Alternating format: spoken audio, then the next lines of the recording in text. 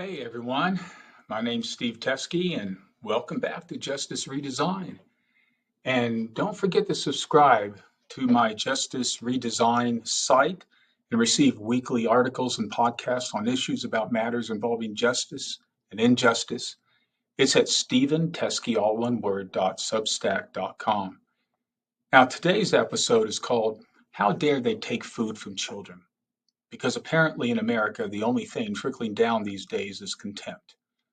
Now, in part one of this series, I talked about how Congress and the president signed the so-called Big Beautiful Bill, which takes health care away from millions of people so billionaires can upgrade their yachts from obnoxious to, well, unsinkable.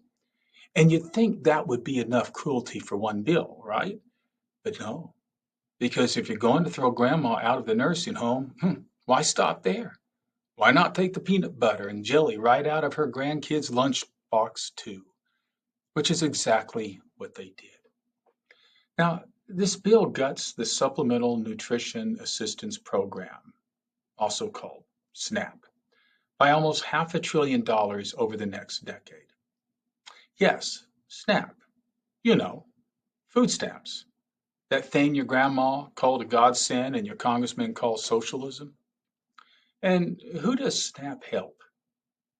Lazy freeloaders who sit around in their mother's basement playing Xbox, smoking weed, and bathing in Cheeto dust? No. Nearly two-thirds of the people on SNAP are children, seniors, or people with disabilities. And the rest? They're working at jobs that don't pay enough to feed their families because, we've decided as a nation that Jeff Bezos needs another spaceship. But of course, we're told that cutting SNAP will finally teach these people a lesson. Because nothing motivates a starving child like taking away their dinner. And yet, every study shows that when you cut food assistance, what you actually get is worse health, worse education outcomes, more crime, and oh yeah, a local economy that tanks because every SNAP dollar actually generates more in spending at grocery stores, farmers markets, and small businesses. So what's the real lesson here? It's it's really quite simple. You can't build a healthy, prosperous America on empty stomachs. But that hasn't stopped them from trying. And here's the kicker. The same politicians who say we can't afford to feed the poor somehow can afford to cut taxes to billionaires. Again, at the exact same time. And apparently, there's always enough money for yachts and gold plated toilets, but never enough for peanut butter. So, in this episode, we're going to talk about what SNAP actually does, who it helps, and why cutting it is not just cruel, but also colossally stupid. And if you happen to be someone who thinks Senator Mark Mullen was onto something when he said, we don't pay people to be lazy, or nodded along when Congressman Steve Scalise sneered about guys living in their mom's basement, or you laughed when Congressman Pat Fallon mocked the poor for eating Cheetos and buying medical marijuana. Well, I strongly recommend you keep listening because the truth is, the people getting screwed here are not the ones sitting on the couch eating Cheetos. They're the ones stocking the shelves those Cheetos sit on. So let's set the record straight. How dare they take food from children? And how dare we let them? All right, so let's get into it.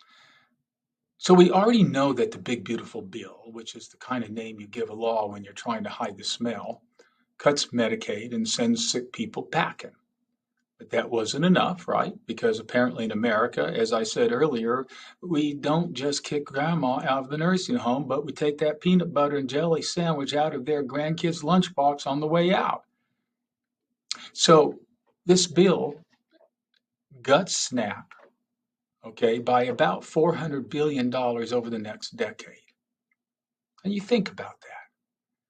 That's really enough money to feed every hungry kid in America 10 times over. But nope, we're giving it to billionaires instead, so they can get the deluxe yacht with the helicopter pad and the submarine. And let's talk about SNAP, because a lot of people clearly don't know what it actually is. SNAP helps about 41 million Americans buy groceries.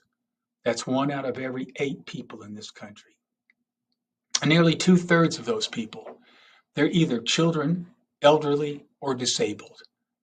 Let me say that again for the folks in the cheap seats. SNAP is not just for the unemployed. It's not just for lazy people. It's for kids. It's for seniors. It's for people with disabilities. And yes, it's for millions of people who work, but don't make enough to actually afford food because their jobs pay peanuts. And the average benefit? It's only about $6 a day, folks. You think that's lavish? You think people are buying caviar and crystal on $6 a day? Please. When you cut SNAP, here's what happens. Kids come to school hungry and can't focus. Pregnant women have low birth weight babies. Food pantries get overwhelmed. Healthcare costs go up because hunger makes people sick. And local economies take a hit because every SNAP dollar actually generates about $1.50 in spending at grocery stores, farmers markets, and corner shops. But sure, let's cut that so-called Bezos uh, so he can buy another, well, phallic-shaped rocket.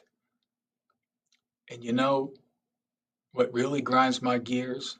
The sanctimonious politicians defending this, acting like the poor just need to get motivated. Here's Senator Mark Mullen. We don't pay people to be lazy. And Steve Scalise, well, if someone is able-bodied living in his mother's basement playing video games, sorry, they have to get a job. And then my personal favorite, Pat Fallon. Get off the couch, stop eating your Cheetos, stop buying your medical marijuana and watching TV. And let's talk about this whole Cheetos and video games thing. Come on, let's be honest. Because apparently in America, the poor are not just supposed to be poor. They're supposed to be miserable about it 24/7. God forbid someone living on SNAP sits down for 5 minutes, eats some Cheetos, and plays a video game. Because then, suddenly, they're living the good life and scamming the system. Yeah, right. Let me tell you, if your idea of luxury is a bag of Cheetos and a used Xbox, congratulations, you've officially confused surviving with thriving. We've been sold this myth that the real drain on our society is the family using food stamps to buy dinner, not the billionaire using our tax code to buy his second private island. It's not just cruel, folks. It's stupid, colossally stupid. We already know this doesn't work. We've cut food assistance before, and the result was more hunger, worse health, and higher costs later. But Congress keeps doing it. Why? Because it's easier to pick on poor kids than it is to ask billionaires to pay their taxes. Hunger is not inevitable. Poverty is not inevitable. Those are choices that we make, written into law by people who think yachts are more important than children. This bill, it made the wrong choice for all the wrong reasons. So, to sum it up, we live in a country where billionaires fly to space for fun, but apparently feeding hungry kids is just a little too extravagant. We tell ourselves that poverty is some kind of moral failure, that if people really wanted to, they could just bootstrap themselves out of hunger. Sure, just like Jeff Bezos bootstrapped himself by starting a company in his parents' garage after they gave him a couple $100,000 to get started. But the poor? Oh, they need to get off the couch. We hear these politicians talk about poor people as if they're characters in a bad sitcom. You know, lazy guys in their mom's basement eating Cheetos and playing video games. When the reality is they're more likely bagging your groceries, watching your kids, or taking care of your grandparents in a nursing home. And yet Congress just voted to take away their dinner so some billionaire can buy a bigger yacht to park next to his other yacht. Hey, this isn't just bad policy, people. It's moral rot. You cannot build a just, thriving society on empty stomachs and full Swiss bank accounts. You can't take food from children and pretend you're the adult in the room.